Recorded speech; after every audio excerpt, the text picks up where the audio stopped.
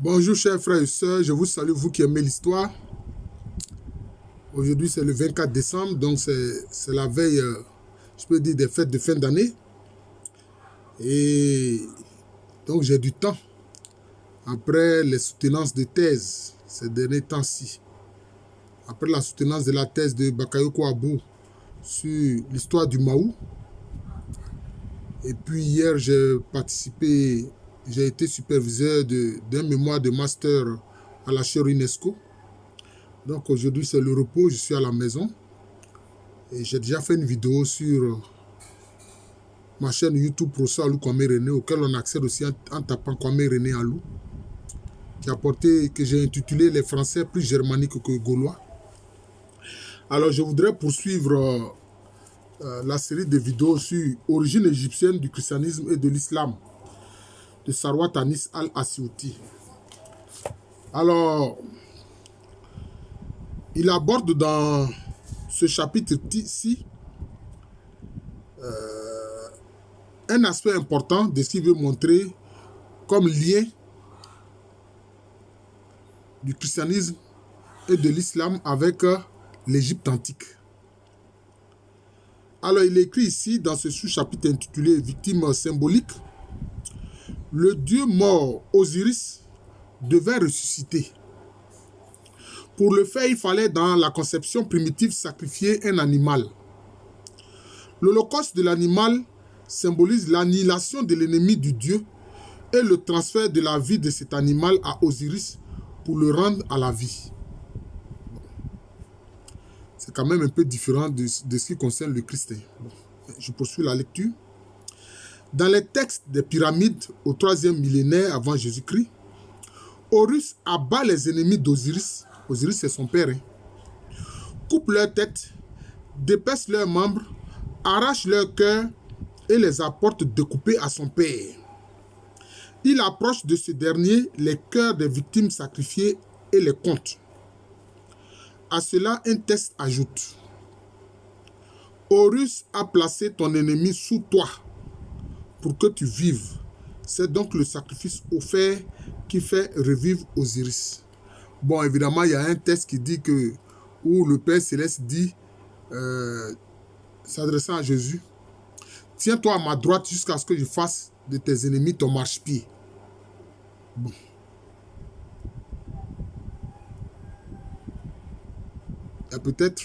Il y a une petite ressemblance, mais c'est quand même différent. Ici, on ne fait pas de sacrifice. Le Père Céleste ne fait pas de sacrifice pour cela, non. Il dit seulement au Christ, tiens-toi à ma droite jusqu'à ce que je fasse de tes ennemis ton marchepied. Ici, on dit, Horus a placé ton ennemi sous toi pour que tu vives. À la période préhistorique, au 4e millénaire avant Jésus-Christ, les Égyptiens sacrifiaient un porc, animal exécré, personnifiant Seth le méchant. Dans les textes des sarcophages, Seth se transforme en sanglier noir, attaque Horus et le blesse à l'œil. Aussi, on offrait un porc en sacrifice. Et dans le livre des morts, Seth, dissimulé en sanglier noir, attaque la bague sacrée emportant les âmes des défunts. Horus repousse l'attaque et le porc de Seth est offert en sacrifice expiatoire. Seth, en fait, c'est le frère d'Osiris, mais Seth, il est l'esprit du mal, l'esprit de la méchanceté, l'esprit du malin. Et il a des coalisés avec lui. Mais vous voyez ici, on le représente comme symboliquement étant un porc. Peut-être ici, on peut voir le fait que dans le judaïsme, on ne consomme pas la viande de porc. Et dans l'islam, on ne consomme pas non plus la viande de porc.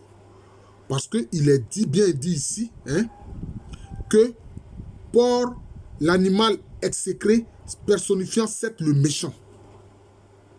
Vous voyez. Mais dans l'Égypte antique, on le sacrifiait. On le sacrifiait. On offrait le porc en sacrifice. D'ailleurs, n'oublions pas, souvent, le diable est représenté comme un bouc, avec une tête de bouc. Mais à ce qu'on appelle le bouc émissaire. Le rite que faisaient les anciens Hébreux, où ils mettaient les mains sur la tête du bouc, et ils disaient que le bouc prenait sur lui leurs fautes, leurs péchés, puis on partait abandonner le bouc au désert. Donc vous voyez un peu, c'est quelques liens là. Mais Seth aussi, hein, il ne personnifie pas, le porc n'est pas le seul animal qui personnifie Seth. Ou encore moins, je peux dire, le sanglier noir. Parce que le sanglier et le porc sont des animaux de même espèce, mais seulement le sanglier, lui, il est sauvage. Et lui n'a pas été domestiqué par les hommes. Mais Seth aussi est représenté comme le renard pâle. Il est représenté aussi comme le renard pâle. C'est-à-dire un renard albinos, donc blanc. C'est cela. Parce que comme on a parlé ici de sanglier noir, bon, certains ne comprendront pas, ils vont dire, ah, toujours, c'est au noir qu'on s'en prend. Bon, non, il est représenté aussi par le renard pâle, albinoïde, donc blanc. Voilà, il faut savoir ça. D'autres animaux représentent Seth, peuvent être de même sacrifiés comme le taureau, la brebis ou l'oie, vous voyez. Alors que la brebis, c'est quand même, je peux dire, un animal entre guillemets noble à sacrifier. L'oie aussi, qui est, je peux dire, de la même espèce que le canard. Par exemple, chez les peuples Akan d'Afrique, le peuple Ashanti est le peuple Akan le plus connu, mais l'oie ou le canard, ce n'est pas n'importe qui élève les canards, non. Si tu n'es pas descendant direct des ancêtres, tu ne peux pas élever des canards, ce n'est pas possible. Plus tard, l'Holocauste change de sens. Osiris, le Rédempteur, semble étendre le bénéfice de ses souffrances à son adversaire. Le taureau, suppôt de Seth, est sacrifié comme tel, est celui qui, après l'immolation, convoie Osiris au ciel, le porte sur son dos. Mais en fait, il ne faut pas prendre ça à la lettre. Le taureau symbolise simplement la force. Le symbole de la force, c'est ce qu'il faut comprendre. Dans les textes des pyramides, il est dit à Osiris. Mais vous voyez aussi, la brebis symbolise l'innocence. Ça serait l'innocence. Et puis, l'oie, tout comme le canard, vous remarquez que la canne, elle marche derrière ses petits, derrière les canetons, pour mieux les protéger. Donc, c'est aussi symbole de protection. Donc, derrière tous ces animaux-là, il faut comprendre le symbolisme qui est derrière. Il ne faut pas prendre ça à la lettre, comme l'ont fait beaucoup d'égyptologues. Voilà. C'est pour ça que je donne j'explique ces symbolismes cachés derrière ces visages d'animaux. Voilà. Dans les textes des pyramides, il est dit à Osiris, Horus a saisi Seth et l'a mis sous toi, pour qu'il te porte et qu'il tremble sous toi. Il nage pour toi. Il porte ainsi un plus grand que lui qui est en toi. Horus t'a placé sur son dos, le dos de Seth, sans qu'il te dérange. Fais ton siège sur lui, assieds-toi sur lui. Seth est désormais asservi et lié à Osiris sans pouvoir le quitter. Seth n'est jamais libéré de te porter. Ô Osiris. Osiris, le Dieu bon, image de son peuple, sans rancune, ne peut rester inébranlé sur cet état d'asservissement et de honte auquel est réduit Seth. Comme tout le mal, Seth, représenté par le taureau, fut la cause du bien, la résurrection d'Osiris et la rédemption des hommes. Aussi, Osiris, avec une magnanimité sans égale, pardonne à son ennemi et l'entraîne dans la voie du salut. Seth sort intact. Cela veut dire quoi? Cela veut dire que le bien, on veut dire ici que le bien est au-dessus du mal. Le bien est au-dessus du mal. Le bien là se tient au-dessus du mal. Et le mal est en dessous. Le mal est représenté par Seth. Le bien est représenté ici par Osiris. Voilà. C'est cela. C'est ce qu'il faut comprendre. Le bien est au-dessus du mal et s'assoit sur le mal. C'est ce qu'il faut comprendre. C'est la pacification du nord et du sud, à jamais unifiée dans un seul état depuis 5000 ans. C'est aussi le pardon à l'ennemi que l'on retrouve 3000 ans plus tard dans le christianisme. Bon, évidemment ici, comme on le voit, cet symbole du mal n'est pas tué, mais seulement il est soumis. Il n'est pas assassiné. Bien qu'étant, disons, sous domination du bien, sous domination d'Osiris et d'Horus, il n'est pas assassiné, mais il est maîtrisé. Alors, curieusement, on le voit. Dans le livre de l'Apocalypse, on dit quoi? Michael et ses anges ont combattu Satan, le diable et ses démons. Et ils ont été vaincus. Mais qu'est-ce qui s'est passé? Satan a été lié. Mais il n'a pas été tué. Il a été lié. Il a été lié. Il a dit quoi que des milliers d'années après, il sera à nouveau libéré. Vous voyez? Bon. Bien plus, le taureau 7. Taureau ici, il faut entendre par une force. Une force, la force. Par une imagerie complexe, devient le libérateur, le père du défunt Osiris, puisque c'est le sacrifice du taureau qui a fait renaître le dieu défunt. Tu n'as pas de père qui t'engendra parmi les humains, ni de mère qui t'engendra parmi les humains. Ta mère est la grande vache, ton père est le grand taureau. Bon. Moi, je dis comme ici, il faut y voir, ce sont des symboles. Lui, ici, il fait l'interprétation que alors Seth devient le père d'Osiris. Non, Seth est le frère d'Osiris. Il n'est pas son père, non. Seulement le taureau représente la force, la puissance. C'est tout.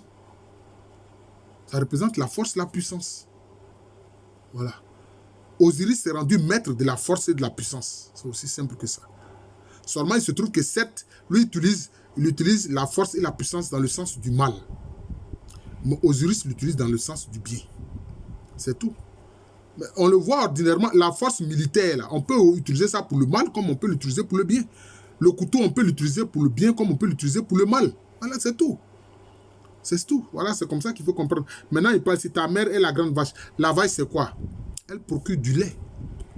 Donc, un aliment qui conserve la vie, qui donne à manger. On peut en faire du beurre, on peut en faire du fromage, etc. Donc, c'est de ça qu'il s'agit. Et aussi, Osiris est ainsi confondu avec le taureau de sacrifice. Bon, ok. Bon, jusqu'alors, bon, le lien direct avec le christianisme il ne le montre pas assez. Alors, devient le grand taureau sorti comme chef des Occidentaux, les trépassés. En somme, la chair qu'on offre en sacrifice devient la chair d'Osiris. Bon. À ce stade de l'évolution, l'idée de communion est toute prête. Voilà, on va poursuivre la lecture pour voir ce qu'il va dire. Plus tard encore, le sacrifice du taureau disparaît. Les sages de l'Égypte, plus de 2000 ans avant Jésus-Christ, dénigraient les sacrifices et démontraient leur inefficacité. Par ailleurs, le taureau est un animal coûteux, à la portée des seuls riches, alors que le sacrifice d'une oie est accessible aux masses populaires. Ainsi, la coutume de manger une oie à Sham an-Nassim, la fête populaire de l'Égypte, le lundi de Pâques, se perpétue jusqu'à nos jours chez les musulmans et les chrétiens. Bon, on voit même la dinde, qui est mangée aux États-Unis, le jour qu'ils appellent, ce nom-là, tel que les Américains l'appellent. Ils appellent ça jour de grâce. Voilà. Mais tel que c'est dit en anglais, j'ai oublié. Voilà. Le jour de grâce où ils mangent des dindes. Ils consomment la dinde. Bon, je vais me rappeler du mot. Alors, si quelqu'un après se rappelle, il pourra mettre ça. Donc, c'est cela. Le fait de manger la oie, la dinde. Bon, la dinde, ça ressemble un peu à l'oie. Bon, c'est cela. Quant au sacrifice du bétail, il disparaît au cours des siècles. Les calendriers du Nouvel Empire, au 2e millénaire avant Jésus-Christ, tient à profusion les sacrifices offerts aux dieux. Par contre, les calendriers de la période gréco-romaine, Edfu, Dendera, comme Ombo, Esna, sont unanimement muets à cet égard. Cela confirme le fait de la disparition du sacrifice dans la liturgie égyptienne. La prière dans le culte d'Isis, vers le temps de Jésus, avait pris la place du sacrifice. Bon. Donc, il veut dire quoi? Que le sacrifice était comme une forme de prière. Mais évidemment, quand on offre le sacrifice, on parle. La prière, c'est la parole. On parle. Voilà. On s'adresse à la divinité. Hérodote, au 5e siècle avant Jésus-Christ, parle déjà d'une vache de bois creuse, recouverte d'or, que l'on expose à la passion d'Osiris et que l'on porte au grand jour. Les textes d'Indéra, à la période gréco-romaine, décident qu'une momie minuscule figurant Osiris, longue d'une coudée, sans tête, est déposée dans un récipient vénérable à l'intérieur de la statue d'une vache en bois de sycomore. Les auteurs de la même période mentionnent la vache de bois. Est-ce que c'est tous ces éléments qui concernent le taureau, etc., où on voit maintenant l'erreur justement des Hébreux qui élèvent et érigent le veau d'or. Bon. La vache est le symbole de la fertilité de la vie. Voilà, donc vous voyez, donc c'est ça, c'est un symbole. Elle est la mère céleste. Elle est l'essence même du renouveau et de l'espoir en une survie. Bon, donc c'est le symbolisme, c'est l'idée de vie, de fertilité. Voilà, c'est ce qu'il faut comprendre.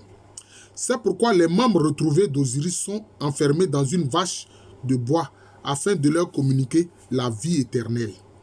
Et dans le culte d'Isiaque, c'est-à-dire d'Isis, à la période gréco-romaine, Isis, qui assure à ses adeptes la survie, est représentée avec des cornes de vache. Vous voyez, donc c'est ça, c'est symbolique. C'est symbolique. Donc c'est l'idée de nourrir. La mère aussi, elle fait quoi? Elle donne son lait maternel à l'enfant, à son nouveau-né. Ainsi, vers le temps de Jésus, Osiris renaît de la mère céleste. La notion de rachat par le sacrifice d'un holocauste disparaît de la scène. Seul reste Osiris, le dieu sacrifié par les forces du mal afin de sauver le genre humain et ressusciter d'entre les morts par l'effet du ciel. Bon. Cette notion qui trouve ses racines premières dans les textes même des pyramides contient déjà au 3e millénaire avant Jésus-Christ ce qui sera l'essence du culte chrétien. Ça, c'est ce qu'il dit. Mais arrivé à ce stade, la symbolique de la vache céleste devient elle-même superflue. C'est ce que fera le culte chrétien en substituant à la symbolique de la vache celle de la colombe, cet autre emblème d'Isis. Bon, il dit quoi ici? Que la colombe est aussi un emblème d'Isis. Bon. Alors, il parle maintenant de la semaine sainte. Bon, on va voir cela. J'espère que ça ne va pas rendre la vidéo trop longue, n'est-ce pas? Les textes de sarcophage 2000 ans avant Jésus-Christ parlent d'un deuil de 7 jours à l'ensevelissement d'Osiris. Pareillement, les textes de Dendera de la période gréco-romaine disent qu'une momie à face humaine est faite représentant Osiris, les bras placés sur la poitrine, tenant la crosse et le flagellum, la perruque divine et l'aérus en tête.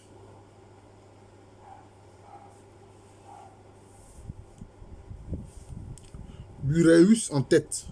Durant 7 jours après les festivités, la momie est exposée sur des rameaux de sycomore, l'arbre sacré du paradis. Bon, on a vu Zachée allait monter sur un sycomore pour voir Jésus. Bon, on dit le sycomore est l'arbre sacré du paradis. Cette forme est un nombre sacré en Égypte, signe de vie éternelle, le chiffre 7. Il symbolise un cycle complet, une perfection dynamique. Osiris est demeuré dans le sein de sa mère 7 jours. Bon, il écrit encore entre parenthèses 7 mois. Le séjour des morts où préside Osiris se compte de 7 demeures, 7 cieux, et ainsi de suite. Et on voit, là aussi dans les traditions musulmanes, chrétiennes, on parle des 7 cieux. Voilà, des 7 cieux. Et donc, il parle ici, il met ça en rapport avec les 7 demeures d'Osiris. Au cours de ces 7 jours, Le rituel se concentre sur la montée de la garde autour du corps divin. Des prêtres et des pleureuses se succèdent. Vous voyez les pleureuses. On retrouve ça en Afrique noire partout. Voilà. C'était en Égypte antique. Dans un cycle de 24 heures et de 7 jours, suivant un schéma fixé par avance, on procède à des récitations, on chante des lamentations et des refrains se répètent d'heure en heure. Le tout est alterné par l'administration d'onguents, l'offrande d'encens et d'autres aromates. Ouais, l'offrande d'encens. Cela se voit dans le culte, dans la messe chrétienne, notamment dans l'église catholique comme dans l'église orthodoxe. De nos jours encore, les Égyptiens pleurent leur mort 7 jours. Voilà. Cette semaine sainte est passée dans la liturgie chrétienne. L'enchaînement des événements ou la longueur des épisodes a peut-être varié, mais le principe est resté. Durant toute une semaine, l'Église commémore la mort de Jésus et sa résurrection. Le point culminant de cette semaine n'est pas le sacrifice de l'agneau pascal comme chez les Juifs, mais bien la vigile de Pâques avec le jeûne qui prend la relève de la vigile d'Osiris. Les évangiles eux-mêmes parlent de ce jeûne pour commémorer la mort de Jésus. Cela prouve que la vigile de Pâques remonte aux origines et que l'agneau pascal des Juifs n'était pas pratiqué. Aussi, Paul a pu dire « Notre Pâques, c'est le Christ ». Cela explique aussi pourquoi les évangiles se taisent complètement sur le sacrifice de l'agneau pascal. Non, mais ici, dans le christianisme, on dit que l'agneau pascal, c'est le Christ Jésus. C'est tout. Voilà, c'est le Christ Jésus. Dans certaines églises orientales, notamment l'église copte, comme aussi l'église arménienne, les prêtres se succèdent avec les autres officiants d'après un schéma fixé à l'avance, selon un cycle de 24 heures et de 7 jours, tout comme il en était pour Osiris. Des passages de l'Ancien Testament et du Nouveau Testament sont récités. Le vendredi saint, le crucifix représentant Jésus sur la croix, enveloppé d'un voile noir, couvert de feuilles de rose, de myrrhe et de basilic, est enseveli sous l'autel. Le dimanche de Pâques, on fait sortir le crucifix et on allume le tricérion, cierge à 3 branches, symbolisant la résurrection de Jésus au 3e jour, tout comme les Égyptiens fêtaient Osiris avec des cierges et des lampes. On marche en une procession solennelle 3 fois autour de l'église en chantant au son de la musique. À la fin de la procession, le crucifix est remis à sa place coutumière dans l'église, pareillement à la statue d'Osiris qui était reléguée à sa place habituelle après les festivités. Je crois que le chapitre suivant c'est intitulé Repas pascal communion.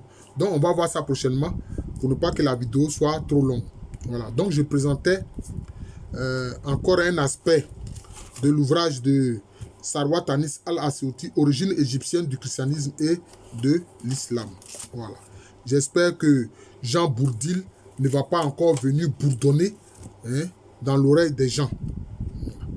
Je suis le professeur Alou Kwame René, professeur titulaire d'histoire à l'université Félix Houphouët-Boigny, université qui est à Abidjan, c'est en Côte d'Ivoire, un pays situé en Afrique de l'Ouest. En tout cas, c'est à chacun de nous d'apprécier les liens que Sarwar Tanis fait entre les cultes d'Osiris, le culte d'Osiris, d'Isis dans l'ancienne Égypte, avec le christianisme et l'islam. C'est à chacun de nous de voir. Voilà. Je vous remercie. Comme je l'ai dit, à l'état civil, je suis le professeur Alou Kwame René. Je vous souhaite une très bonne journée.